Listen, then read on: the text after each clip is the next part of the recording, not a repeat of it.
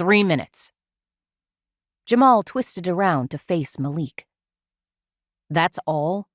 We have to get out of the blast radius. Daniel shoved them both aside and flipped the locks on the crate. He lifted the lid and revealed the bomb they'd packed carefully inside before they carried it into this container ship. Jamal looked at his father's watch on his wrist, the one his grandfather had worn in France in the fall of '44.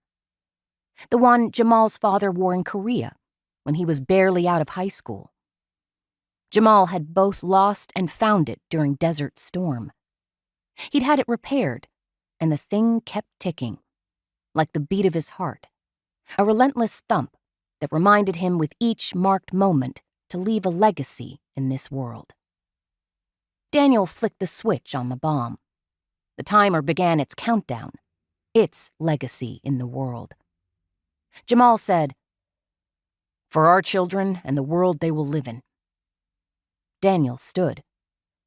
"For the earth and all who come after us."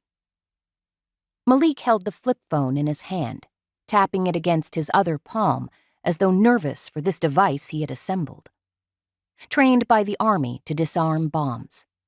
Now he put that skill to good use. "For those who shroud us in darkness, so that they will pull back the veil and show us the truth." Jamal stared at the timer, the span of a few seconds counting down. "Let's get out of here, or we'll go down as martyrs to our own cause."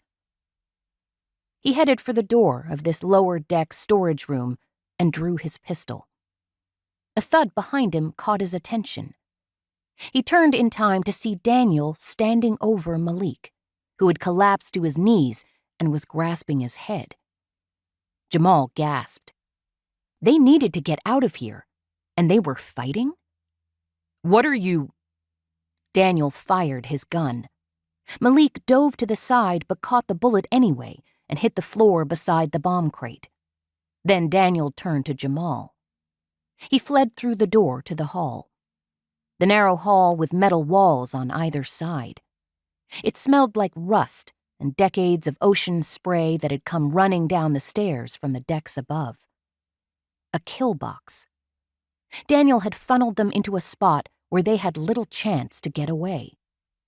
Jamal reached the stairs, swung back around with his back to the wall, and fired 2 shots at his friend. A shot pinged off the wall beside Jamal's face. Daniel ducked back into the room.